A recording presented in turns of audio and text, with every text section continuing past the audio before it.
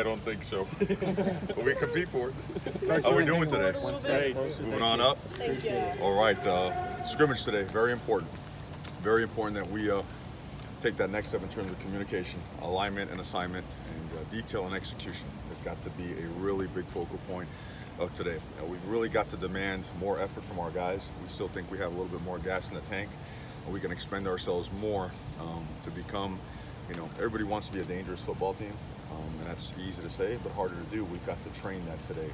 Train that mentality, demand it of our players, and they have to demand it of themselves. So that's the expectation. It's been clearly set for them. So we expect a really physical and a hard-nosed scrimmage today. What's your planning phase look like over the next week as you head toward the spring game? We're going to continue practicing. We're going to stay on a course and probably finish some more situational football, particularly short yardage goal line, tight red zone and 2 minute. We're going to spend some time on that. We're going to jump into 2 to 3 conference opponents and dedicate a couple of periods of practice to conference opponents as well to get a head start on that. 10 to 15 minutes a day, anywhere between 20 and 25 plays. And then prepare to split up the teams and go play a spring football game. Now, we don't know exactly how we're going to do it just because we're low on bodies. Anyone willing to suit up and here, you're more than welcome. I think it'd make a great story for the media. So we'll take applications following this process today. No takers? No. Nobody? Yeah, I'll do it. It's a great story. What about today? What's the format going to be for the scrimmage today? We are going to warm up. We're going to do our turnover circuit, our tackling circuit. We'll go 8 minutes of indie. We'll go probably 7 minutes of 1-on-1, 5-on-4 pass rush, 7-on-7 run game, and then do about 8 to 12 plays of 7-on-7 in the passing game and some 1-on-1s with the offensive line, the defensive line. Total of about 22, 25 minutes, and then we're putting the ball down and playing football. And we're going to play football for a long time today and find out who can block, who can tackle, who can throw, who can run, who can catch. And we're going to amp up schematically what we did as it relates to last scrimmage. So we're going to challenge our guys today mentally to get lined up and execute a couple things that are a little bit more difficult. As you were building your staff, say with Bobby that you wanted more of a full-time special teams coach than maybe you guys had last year, where it seemed like you were dividing Raymond's duties up a little more. I mean, is Bobby all special teams and it's kind of all under his? We and I should have mentioned that before, extensive special teams today. For example, last week, whenever we ended a series, we ran maybe first punt out there against a scout team and kicked it away, and then started the next series with a kickoff return. We'll double up on that. So once we end the series, we'll punt twice, or we'll have our punt return out there twice. We'll kick off twice, try to double up on our reps and make sure our 2s and 3s are getting an equal amount of reps. We have to develop and find more special teams players because you know how the season goes. If your starters are getting every single rep on offense and defense, and then they have to take every special teams rep, it could be exhausting and taxing. It could hurt you down the line. So we're going to make sure that we find more guys that can contribute on special teams. You have a lot of guys banged up heading into the final week? I would say banged up. I wouldn't say injured, but a little bit banged up. It has been a physical spring. We're very mindful of that. We only tackle really 3 times, but we thud up and we thud up the way you should thud up. I mean, full body thudded up, knock somebody back, and we've gotten tremendous dividends from that. But again, since we are limited in the number of guys we have out here, it does take a toll a little bit on our guys, and but they're recovering fine. But Bobby is then kind of yours. When you brought him in, it's the idea that the special teams is kind of his. Well, he's a special teams coordinator, so it is his baby. Yeah. Okay, and he has an analyst, in Norris, and he runs everything.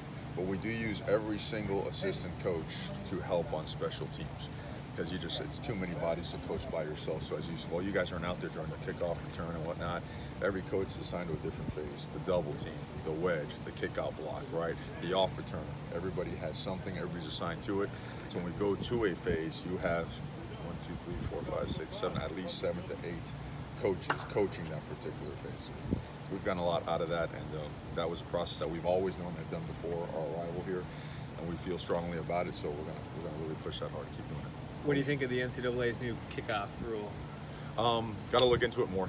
Quite frankly, with the amount of things that are going on right now with recruiting and football and spring football, I should say, and whatnot, and making sure our guys are taking care of their academic stuff, it's something we'll really look into and study, through and through to make sure that as we head into conference meetings, we know exactly what the points of discussion are.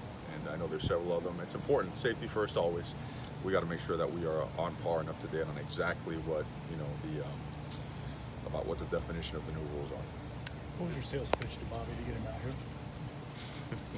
At almost 60 years old.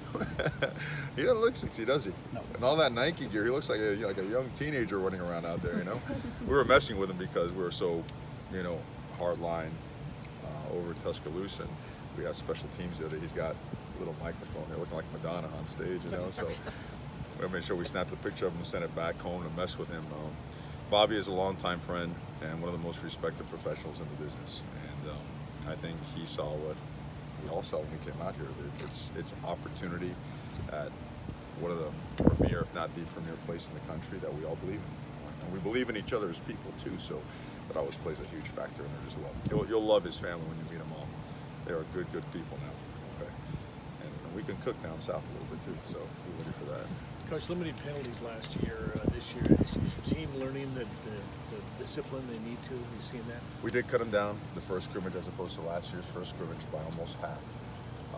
We did see some other ones on tape that probably could have been called, so it's definitely not good enough. There is a conscious effort. You see guys understanding the difference in, I could get a kill shot right here. I'm sorry, you get a great blindside shot right here that would look good on tape, but it's not necessarily a smart thing to do because you could go head to head.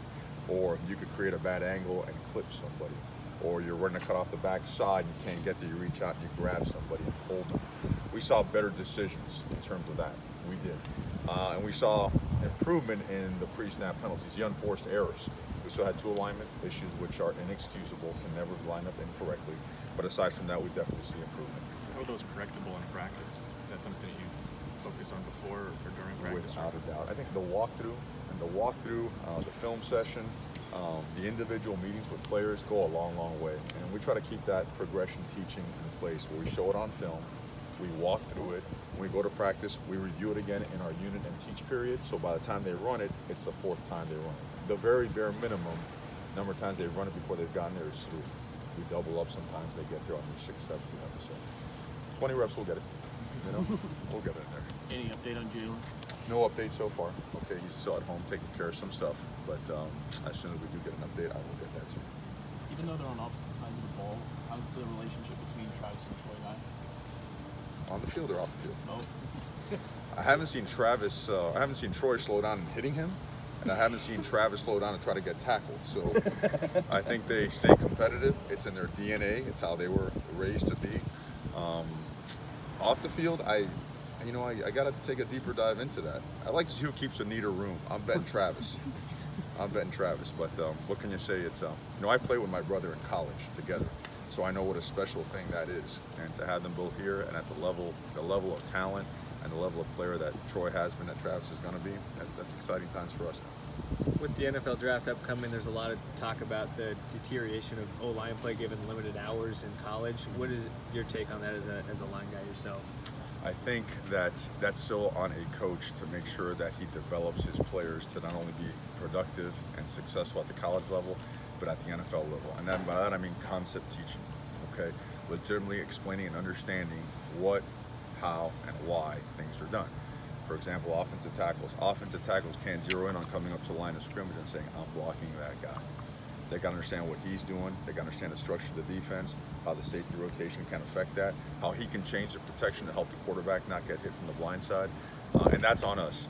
And that's something that myself and our staff, Coach Mirabal, Coach Whittle, we take great pride in. That's my passion in football. Football is a passion, but O-line play and the intricacies that go with that and all the fun stuff that goes with that, the nuts and bolts. I know it's boring to you guys. You like watching that ball fly and the guy catch it. I love that stuff. Live and die for that, okay?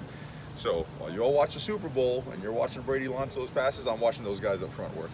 And we learn a lot from that, and certainly we get a lot of mileage out of our guys because they are sponges. And we have high IQ football guys. They love to learn. They love to try new things, and we're blessed to have them. That's a long answer, I know, but you know what I mean. Is it a double coffee day for you?